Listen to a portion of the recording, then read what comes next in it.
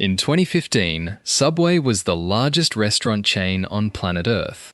More locations than McDonald's. More locations than Starbucks. More locations, in fact, than any restaurant company in the history of restaurants.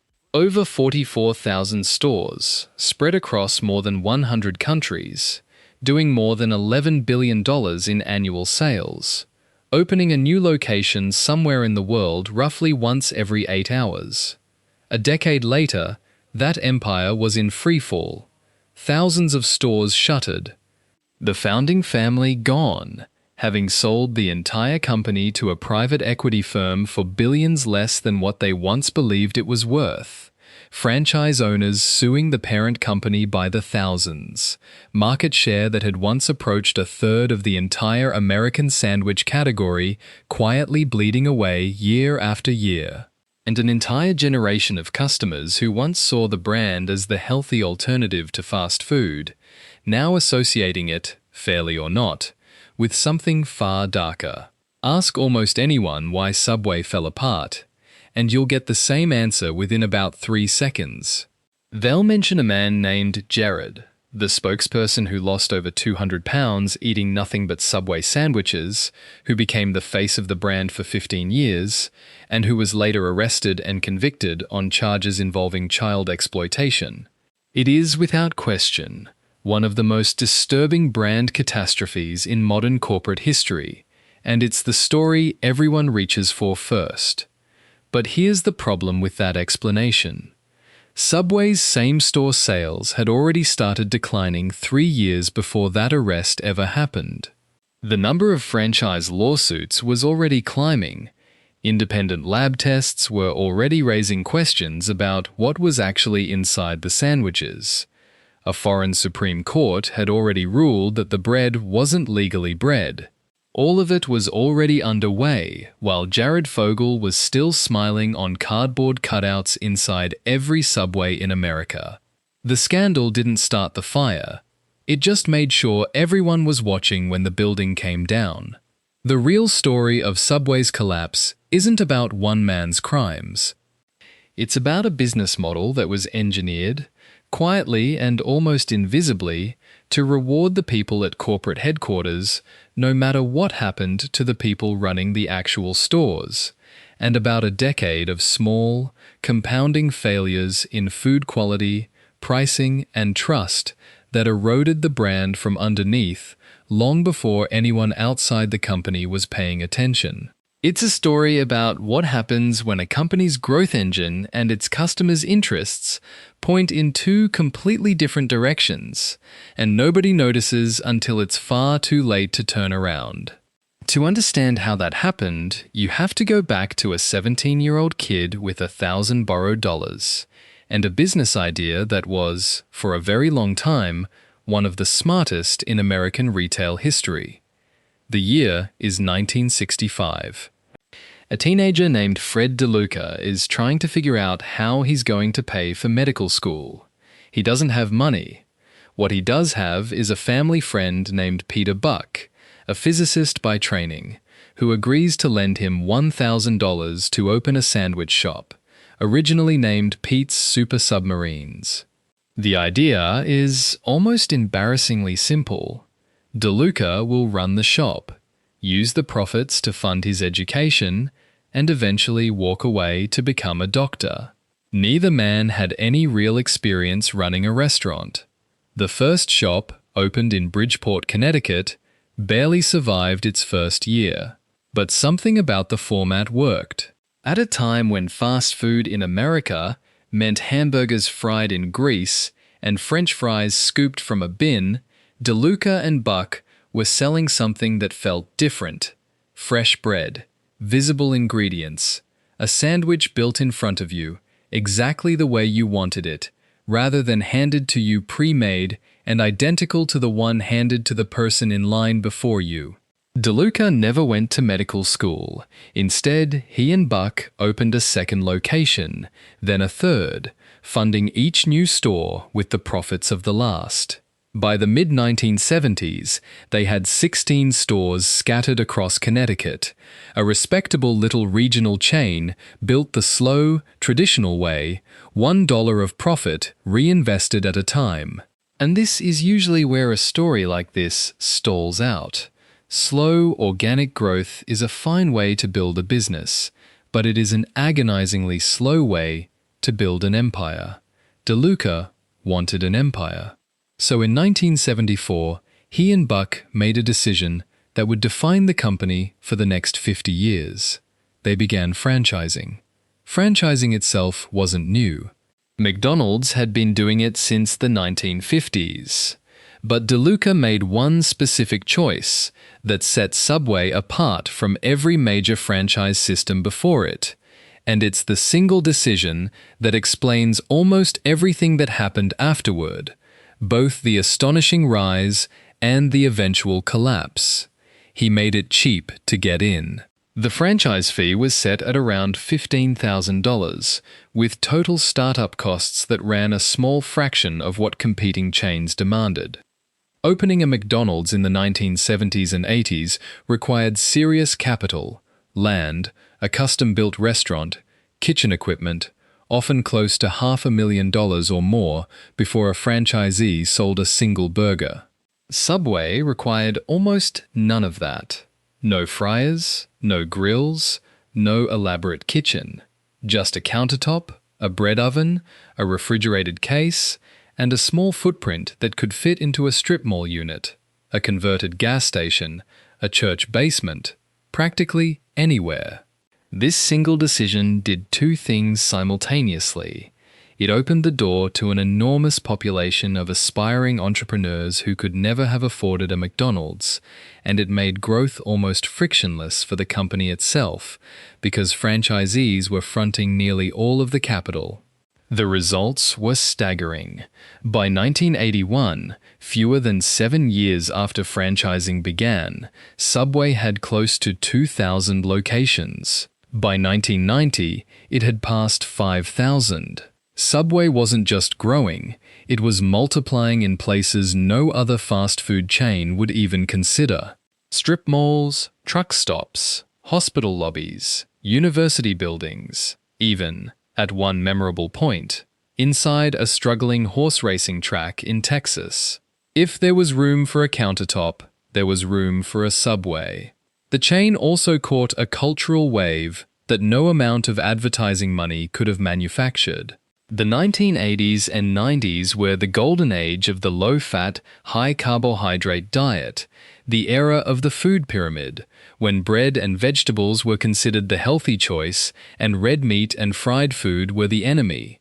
Subway, entirely by accident of timing, looked like the answer.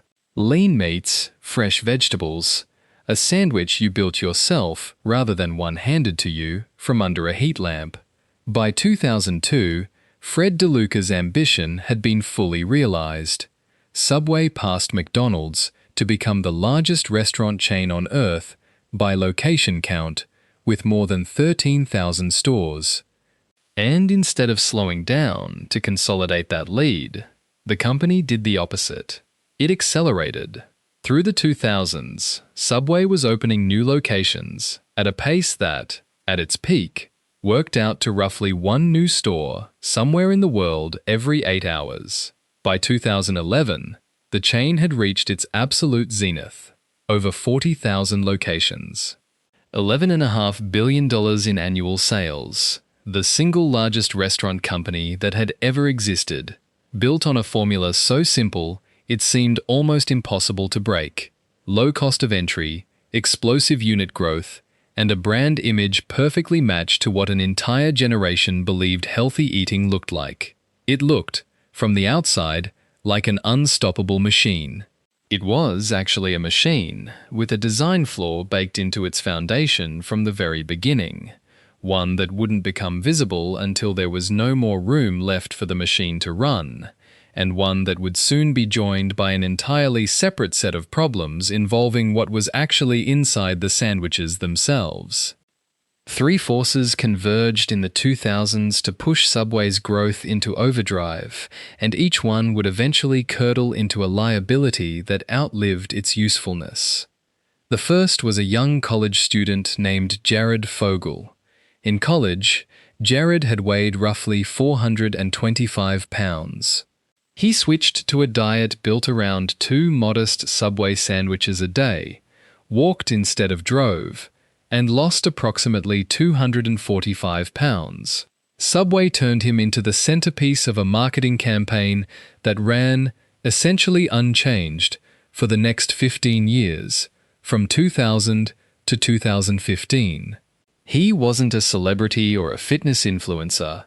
He was, deliberately, an average guy, which was exactly what made his transformation so believable and so effective. After his first commercial aired in 2000, company-wide sales rose by an estimated 20%. When his contract briefly lapsed in 2005 and he stopped appearing in new advertising, same-store sales fell by roughly 10% almost immediately, and Subway rehired him within the year. That single data point tells you almost everything about how load-bearing one human being had become for a multi-billion-dollar company's entire brand identity. The second force was a pricing promotion that began almost by accident. In March 2008, a franchise owner in Miami, watching the recession squeeze his customers' spending, started advertising Footlong sandwiches for $5. It was meant to run for about 4 weeks. Instead, when headquarters saw the results, they rolled it out nationwide and kept it running, in various forms, for the next decade. In 2009 alone, the promotion generated an estimated $3.8 billion in additional sales, roughly equivalent to the entire annual revenue of Domino's Pizza that same year, produced by a single pricing gimmick. One restaurant industry consultant later described it as the perfect sandwich for a recession: cheap, filling, easy to split with a coworker, and, crucially, perceived as relatively healthy simply because it wasn't fried.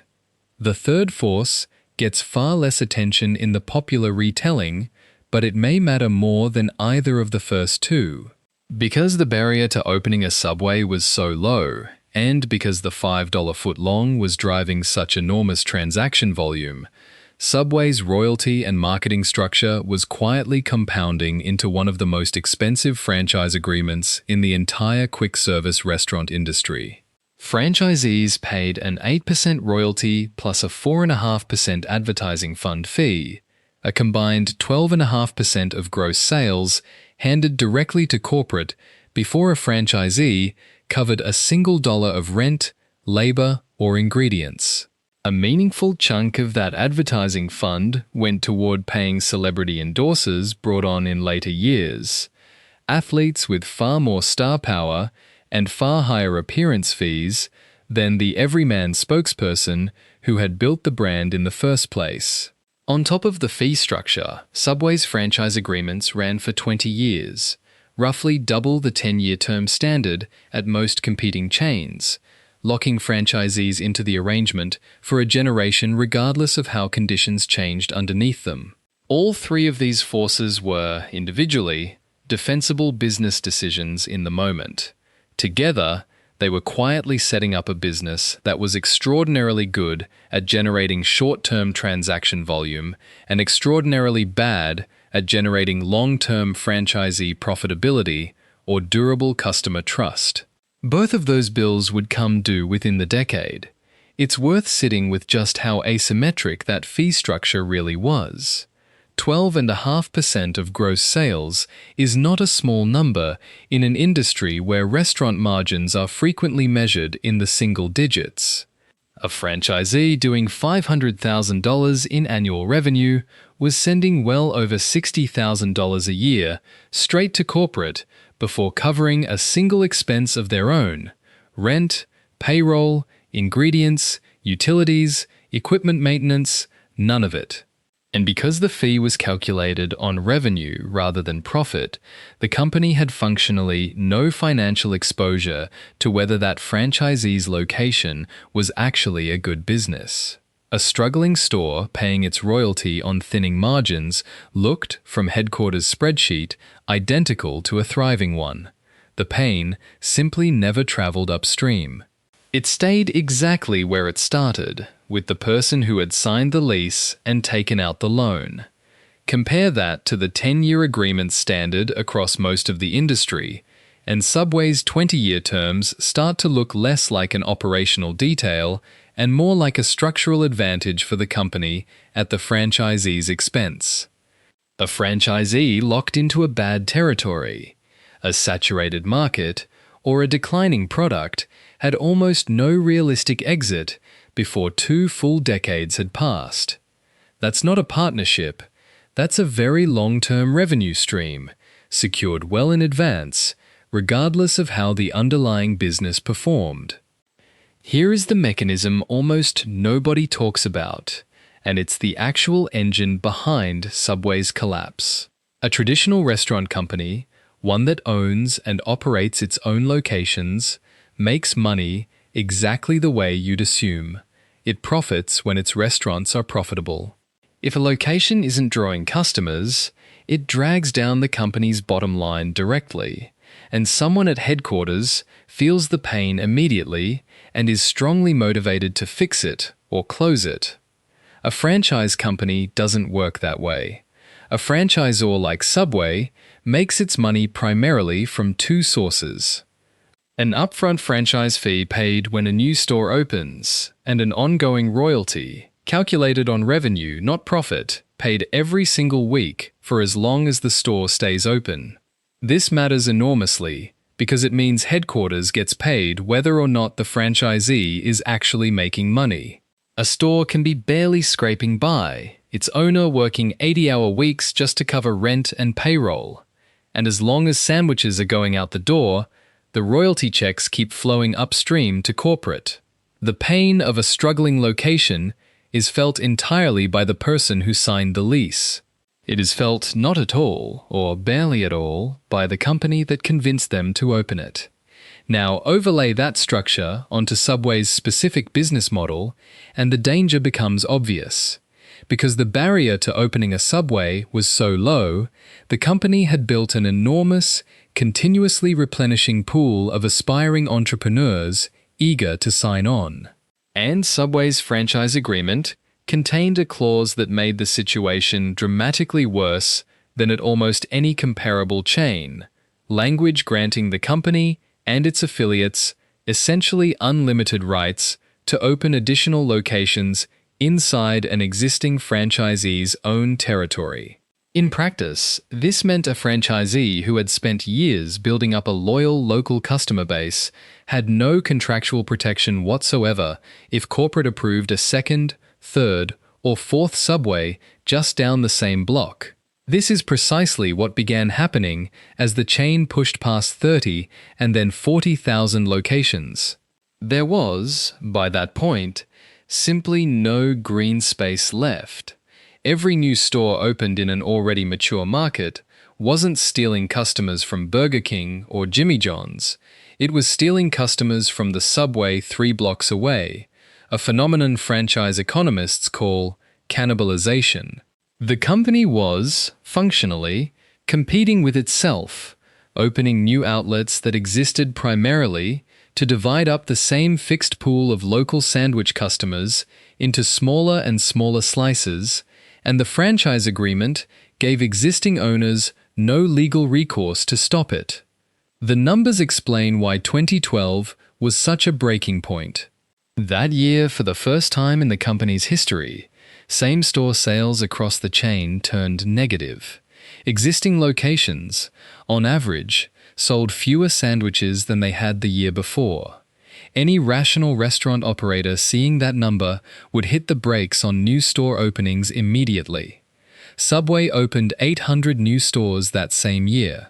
That decision only makes sense once you understand the incentive structure underneath it, Headquarters wasn't primarily compensated based on how healthy any individual store was, it was compensated based on the total number of open, revenue-generating locations across the entire system, and a franchise agreement that structurally favored more locations over healthier ones. Government reports going back to the 1990s had already flagged the pattern, noting that Subway's low cost of entry had made it a common choice among recent immigrant entrepreneurs, some with limited fluency in the contract language they were signing, entering a system with the highest combined royalty and marketing fees in quick-service dining. By 2017, the consequences had become impossible to ignore. Hundreds of stores were closing annually. Litigation between franchisees and the parent company reached a rate of roughly 29 lawsuits per 10,000 franchise locations, compared with approximately 1.4 per 10,000 at comparable chains like McDonald's or Wendy's, nearly 15 times the industry norm. And it wasn't only the business relationship that was souring. The product itself was coming under a level of scrutiny Subway had never faced during its healthy alternative heyday.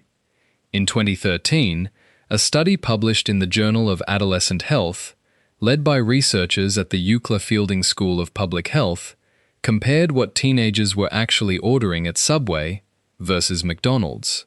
The average Subway order came in at roughly 955 calories, compared to just over 1,000 at McDonald's, a real but fairly modest difference. The lead researcher noted that while Subway's overall nutrient profile was somewhat healthier, the average order still contained close to 3 times the salt recommended by national dietary guidelines. It turned out that Jared Fogle's dramatic results had come from unusually strict portion control and minimal use of the sauces, cheeses, and add-ons most customers actually ordered, meaning the famous transformation story was never really representative of what a typical customer was eating. Then came a pair of legal and regulatory blows that struck directly at the credibility of the ingredients themselves. When Subway expanded into Ireland, the company attempted to argue in court that its bread should be exempt from the country's value-added tax, since Irish law exempts staple foods like bread from taxation. In 2020, Ireland's Supreme Court disagreed in a way that generated headlines around the world, ruling that Subway's bread contained roughly 10% sugar by weight of flour, 5 times the 2% threshold Irish law allows before a product legally stops qualifying as bread at all. The company had, in open court, unintentionally proven that its signature product was, by the standards of an entire country's food law, more like a dessert product than bread. Separately, questions emerged about Subway's tuna. A lawsuit filed in 2021 cited laboratory testing conducted by researchers at UCLA's Department of Ecology and Evolutionary Biology who collected samples from 20 different Subway locations across Southern California. According to the filing, 19 of the 20 samples showed no detectable tuna DNA whatsoever. Subway denied the allegations. The lawsuit was ultimately dismissed in 2023, and the company published material on its website reassuring customers that its tuna was, in fact, tuna. But the underlying reputational math was brutal regardless of the legal outcome. A company that has to formally campaign to convince customers its food is what it claims to be has already lost the argument in the court of public opinion, whatever a judge eventually decides. Layer all of this on top of the widening perception gap between what Subway had been marketed as and what fast casual competitors were now visibly offering, chains built specifically around fresh, whole ingredients, prepared in front of the customer, and the brand's founding pitch, healthier than a burger, was eroding from multiple directions simultaneously. Industry trade press, comparing per-location performance, found that top competitors such as Jersey Mike's, Firehouse Subs, and Jimmy John's were generating close to $1 million in annual revenue per store, while the average Subway location was producing less than 500,000. That revenue gap matters far beyond bragging rights, because it fed directly back into the incentive problem at the core of this entire story. A Jersey Mike's franchisee, earning close to double the revenue of a Subway franchisee, could absorb ingredient cost increases, wage growth, and rent hikes far more comfortably. A Subway franchisee, squeezed by a saturated territory, a 12.5% fee structure, and a customer base still anchored to $5 pricing expectations, had almost no cushion left. When one franchise owner told trade press that gross sales hadn't even recovered to 2012 levels, while profit margins had shrunk to a fifth of what they used to be, that wasn't a complaint about bad luck. It was the arithmetic of the entire system finally catching up with the people who had the least power to change it. And just as the chain entered full crisis mode, the one person capable of forcing a course correction was disappearing. Fred DeLuca, still the company's controlling force after nearly 50 years, had built Subway around a highly centralized, founder-driven decision-making style, one that had kept enormous institutional knowledge concentrated in a single person rather than distributed through the organization. Diagnosed with leukemia in 2013, DeLuca passed away in 2015, the same year Jared Fogle was arrested, leaving a company that had never developed the distributed leadership structure a genuine turnaround would require. The Fogle scandal, when it detonated, didn't cause any of this. The negative same-store sales, the franchise lawsuits, the tuna lawsuit, the Irish bread ruling, the calorie study, all of it predated or coincided with the arrest, most of it years in the making. What the scandal did was attach a single unforgettable face to a collapse that had already been building quietly for the better part of a decade, giving the public a villain to point to even though the actual structural damage had almost nothing to do with him. The years that followed were an uneven, often contradictory attempt to repair a foundation that had been cracking for a decade, and nowhere was that contradiction more visible than in pricing.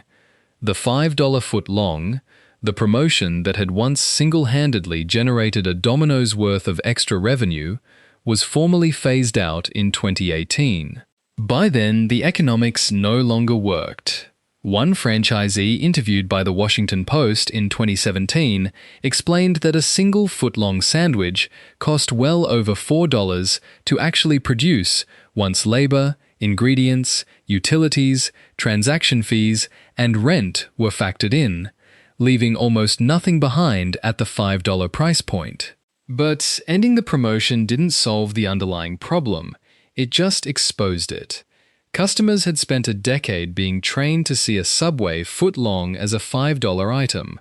By 2024, the same sandwich was costing customers anywhere between $7 and $15 depending on location, an increase that felt, to many longtime customers, less like inflation and more like betrayal.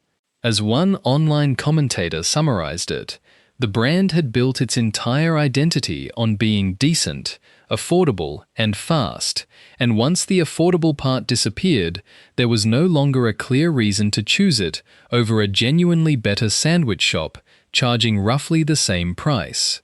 Panicked by the erosion, Subway approved a $6.99 footlong promotion in August 2024, hoping to recapture some of the old value perception. The math failed almost immediately. The promotional price still didn't cover the actual cost of making the sandwich at many locations, and the deal was quietly shelved within months, leaving the company caught in a genuine bind: offer real value and lose money on every sandwich, or charge a sustainable price and keep losing customers who no longer see the brand as a bargain. Some of the company's other fixes fared better.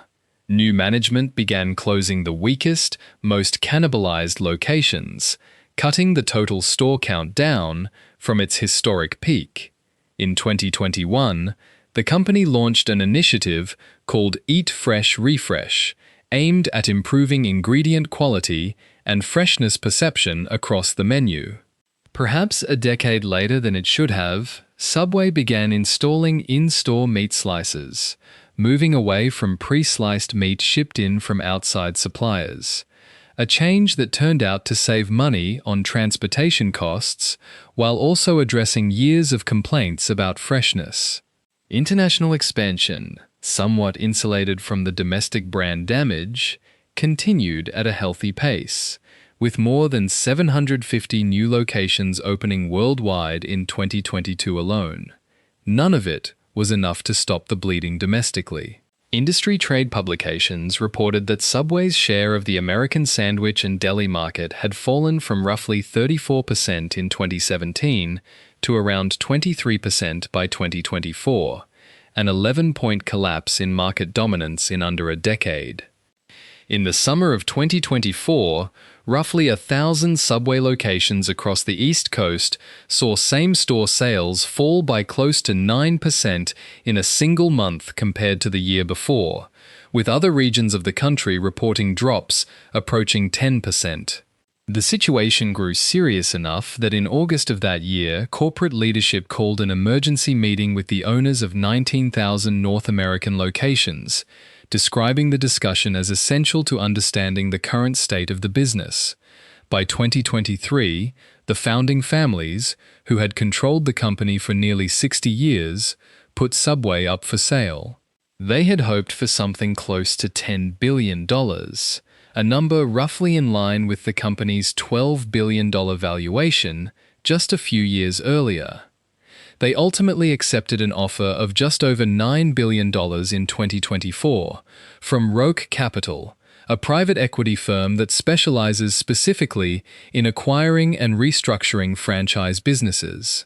Roark's leadership publicly expressed confidence in the brand's turnaround potential and in the reforms already underway. Whether that confidence is justified remains, as of this recording, an open and genuinely unresolved question. What remained, even after everything, was still an enormous asset.